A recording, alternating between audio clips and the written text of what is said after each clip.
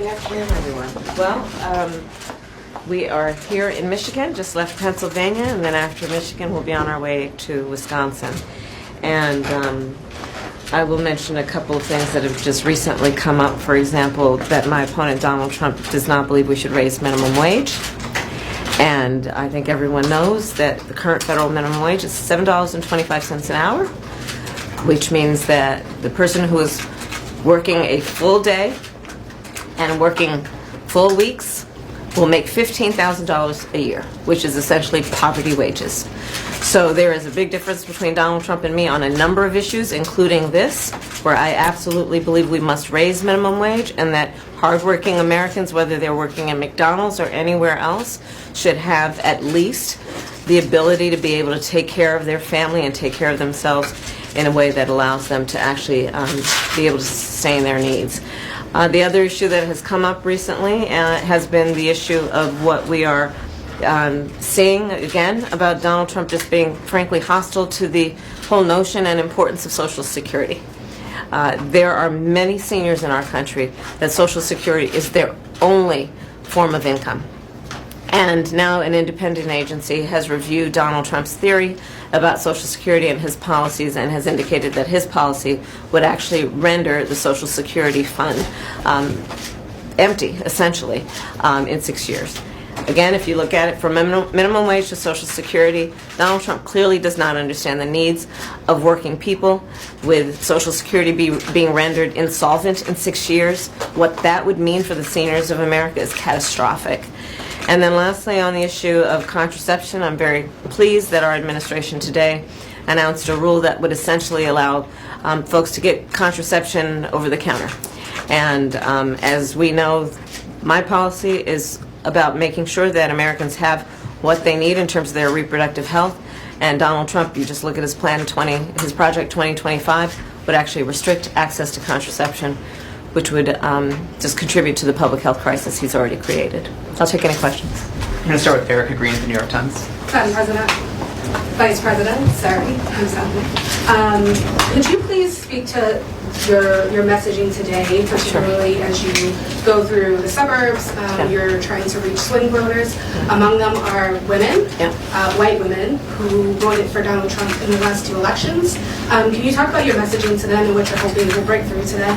So today I am spending the day with former Congresswoman Liz Cheney. We are traveling to 3 states to talk with all Americans about what is at stake in this election, but doing it through the lens of a very important point, that what is at stake in this election is so fundamental that it really does cross partisan lines. We are talking about whether you will have a president of the United States who takes seriously their duty and their oath to uphold the Constitution of the United States. And there is a clear distinction here, which is that I will and he will not, as evidenced by many statements he has made, including his intention to be a dictator on day one, his intention to weaponize the Department of Justice against his political enemies, and then you just look at what the people who know him best and worked with him in the Oval Office in the White House have said about him, which is he is unfit to serve and would be dangerous if he were president again. And he, even by the former chairman of the Joint Chiefs of Staff, has been called a fascist to his core, I am quoting. So what we are talking with folks about today is what I've been talking with folks about since I've been on the campaign trail these last 70-odd days, which is this is a choice for the American people.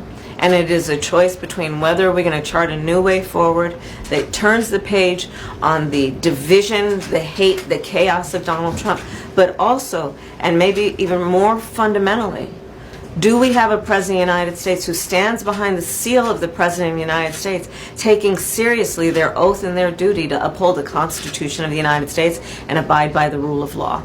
And so I'm out here talking with folks to remind them of what's at stake. And I'm very pleased and honored that so many people are showing up to these events to have this conversation, because I think they know, regardless of who they voted for in the last election and the party with which they're registered to vote, on some issues we just have to all be Americans and put party aside.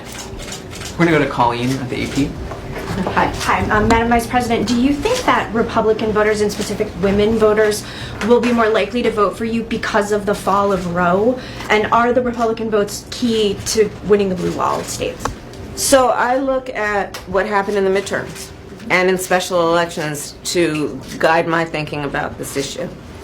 And what we saw is in so-called red states and so-called blue states, when the issue of the freedom of a woman to make decisions about her own body is on the ballot, the American people vote for freedom, regardless of the party with which they're registered to vote.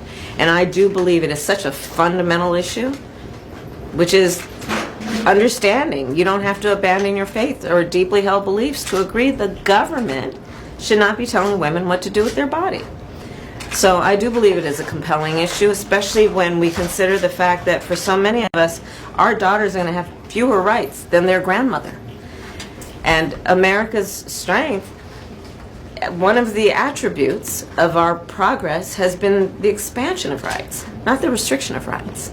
And that's what we're seeing happen, and it has happened because Donald Trump created this situation when he's hand-selected 3 members of the United States Supreme Court with the intention they would undo the protections of Roe versus Wade, and they did as he intended. We have time for one more. Andrea at Reuters. Right here. Hi. So Elon Musk is giving away $1 million a day to voters who sign a petition. Do you have concerns about that in the context of law, the sort of legal framework around elections?